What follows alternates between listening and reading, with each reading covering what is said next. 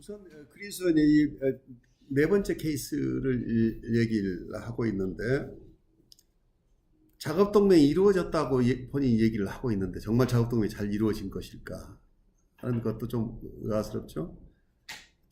치료실 내에서 일어나고 있는 일들이 굉장히 어떤 통찰을 잘 하고 있는 것처럼 보이는데 실제 삶의 변화가 없었다는 얘기죠.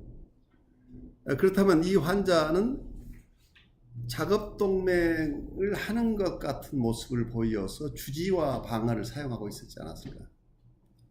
인텔렉츄얼라이제이션을 통해서 자기가 정서적으로 이슈들을, 자기가 가지고 있는 이슈들을 정서적으로 충분하게 정서적으로 레솔루션이 일어난 게 아니고 지적인 작업으로 자기를 관찰할 때 어떤 마치 다른 사람을 보듯이 꿈을 꿀 때 꿈속에서 내가 꿈속에서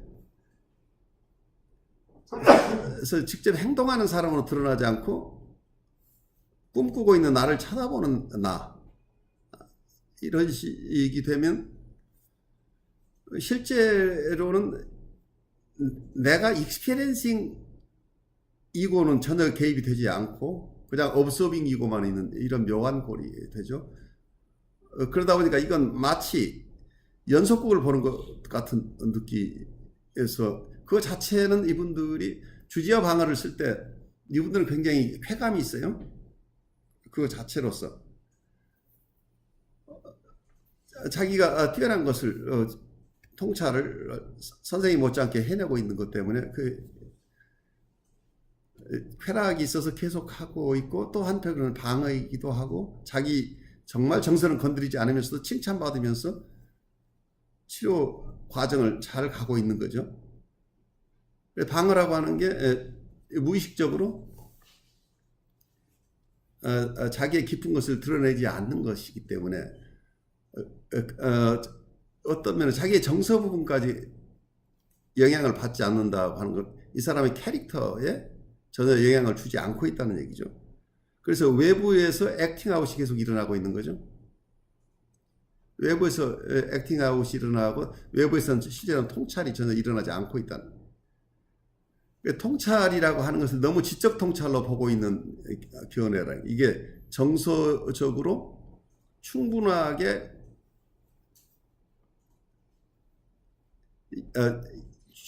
정서적으로까지 이해가 된 그런 통찰, 지적 통찰과 정서적인 통찰이 합쳐져야 그게 변화를 가져오는 통찰인데 그러지 못했을 가능성이 있다는 생각이 들고, 또 하나는 이분이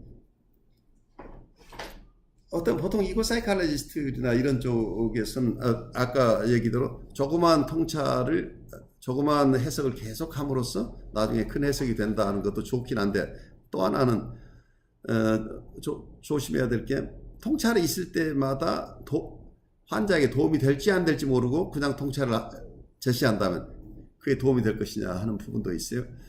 그 현대정신분석에서 여러분들이 공부하신 분 중에 motivational interpretation 말을 들어보셨는지, 성숙을 위한 해석, 그 개념을 여러분들이 앞으로 좀 잘 공부를 하셔야 되는데,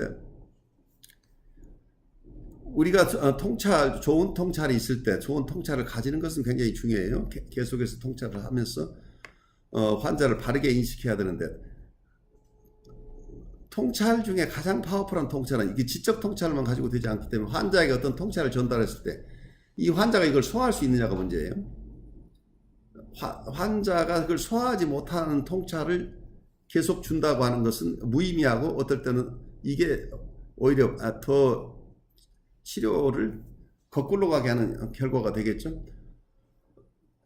지금 이 그린스원 케이스에서 어쩌면 계속해서 통찰을 준 것 같은데 환자는 그걸 소화해내지 않고 있죠.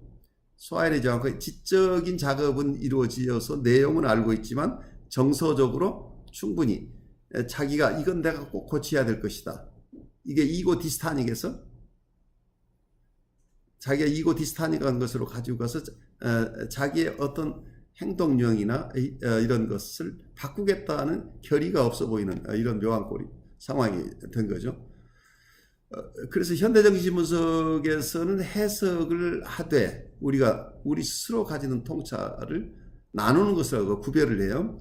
실제 언어로 표현해서 상대방에게 내담자에게 전달하는 이 통찰의 경우에는 성숙을 위한 해석이어야 된다고 하는 것은 가장 좋은 것은 환자 스스로 해석하는 것을 가장 중요하게 생각해요. 환자 스스로 통찰이 있는데 환자가 통찰하는 게 정말 지적 통찰 수준이 아니고 아주 정서적인 것까지 잘 포함하는 통찰이라고 한다면 그런 통찰을 격려해 주는, 환자가 통찰할 때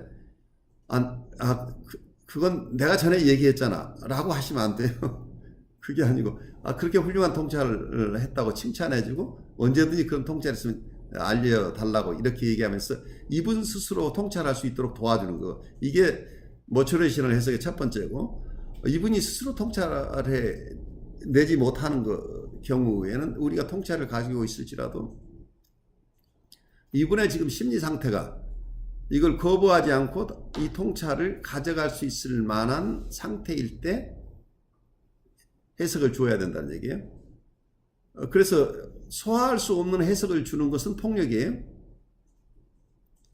특히 프리헤드폰 환자를 다룰 때 프리헤드폰 환자에게 해석을 하는 것은 환자들이 자기를 공격한다고 느끼고 자기를 바보 취급한다고 느끼고 경멸한다고 이런 느낌들이 있기 때문에 오히려 저항을 강화시킬 가능성이 있다는, 해석 자체가 잘못하면. 그래서 해석 자체가 치료에 도움이 된다고 할 때만 해석을 주어야 된다 하는 개념, 이게 그러니까 그 얘기는 다른 쪽으로 얘기를 한다면 환자의 정서적인 성숙에 도움이 되는, 현대정신분석에서 보는 치료라고 하는 것은 환자의 이모셔널 그로우스예요.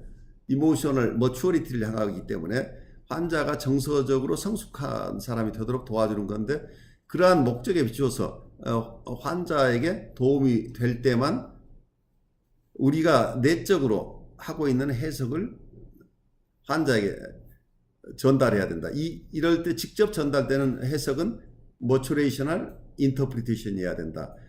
환자의 성숙에 도움이 되는 해석만을 여러분들이 딜리버리 해야지, 여러분들이 좋은 통찰을 가졌다고 해서 이거 자랑하고 싶어서 내가 얼마나 훌륭한 분석가인가, 너 지금은 이 얘기 들으면 싫어하거나 별로 공감이 안 되겠지만 언젠가 이걸 꼭 깨달을 거야 라고 미리 나의 훌륭함을 드러내지 말아달라는 얘기예요. 이게 프리헤드폰 환자 다룰 때 특히 조심해야 돼. 우리가 통찰이 있다고 이 통찰을 바로 준다고 하는 것은 이 환자로 하여금 자기 스스로 성장할 수 있는 기회를 놓친다는 얘기예요. 그래, 이 사람의 성숙을 도와주는 게 아니고 오히려 성숙을 방해하는 해석일 가능성이 있기 때문에 이럴 때는 아주 우리가 가지고 있는 역전이 저항이에요. 이것도 역전이 저항이 내가 가지고 있는 자랑하고 싶은 마음 때문에 나의 전능감을 보여주고 싶은 욕구, 이런 것들이 결국은 치료에 도움이 되지 않는 해석을 전달하는 상황이 되겠죠. 그래서 이런 해석을 한다 안 한다고 할 때 해석을 하는 것이 좋느냐 나쁘냐가 아니라 해석이 무엇을 위해서 하는가, 목적 지향적으로 항상 보셔야 되지 않을까 싶어요.